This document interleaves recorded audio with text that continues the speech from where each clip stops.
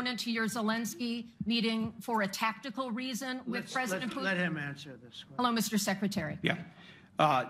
There's a reason the president calls out fake news for what it is. These pilots, these refuelers, these fighters, these air defenders, the skill and the courage it took to go into enemy territory flying 36 hours on behalf of the American people and the world to take out a nuclear program is beyond what anyone in this audience can fathom. And then the instinct of CNN, the instinct of the New York Times is to try to find a way to spin it for their own political reasons to try to hurt President Trump or our country. They don't care what the troops think. They don't care what the world thinks. They want to spin it to try to make him look bad based on a leak. Of course, we've all seen plenty of leakers. And what do leakers do? They have agendas.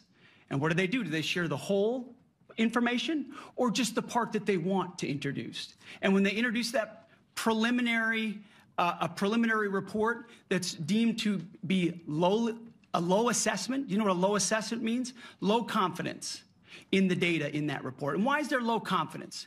Because all of the evidence of what was just bombed by 12 30,000-pound bombs is buried under a mountain, devastated and obliterated.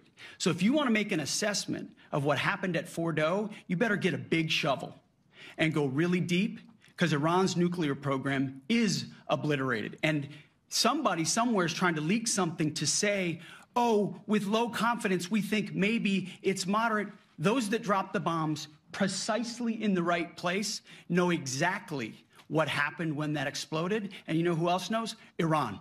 That's why they came to the table right away, because their nuclear capabilities have been set back beyond what they thought were possible because of the courage of a commander-in-chief who led our troops, despite what the fake news wants to say. But you're not disputing the report said what it said, even though it was initial.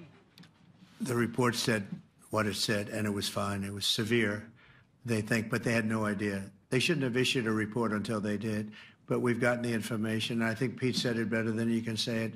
And, you know, you should be proud, you, especially you, should be proud of those pilots, and you shouldn't be trying to demean them. No, those pilots flew at great risk, a big chance that they'd never come back home and see their husbands or their wives. Let me just tell you, you and NBC, fake news, which is one of the worst, and CNN, New York Times, are all bad. They're sick. There's something wrong with them. But you know what? You should be praising those people instead of trying to find some.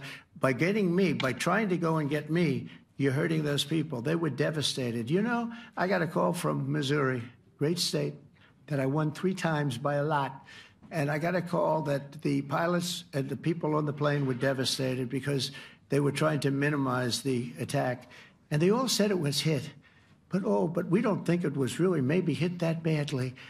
And they were devastated. They put their lives on the line, and then they have, and I'm not referring to you, but real scum come out and write reports that are as negative as they could possibly be. It should be the opposite. You should make them heroes and heroines. You should make them really people that they were so devastated when they heard this news. And you know what they said? One of them, I spoke to one of them, he said, "Sir, we hit the site. It was perfect. It was dead on," because they don't understand fake news, because they have a normal life, except they have to fly very big, very fast planes. But it's a shame. You should be making them heroes. All right, in the back. Go ahead, back, white, yeah. White jacket, yeah.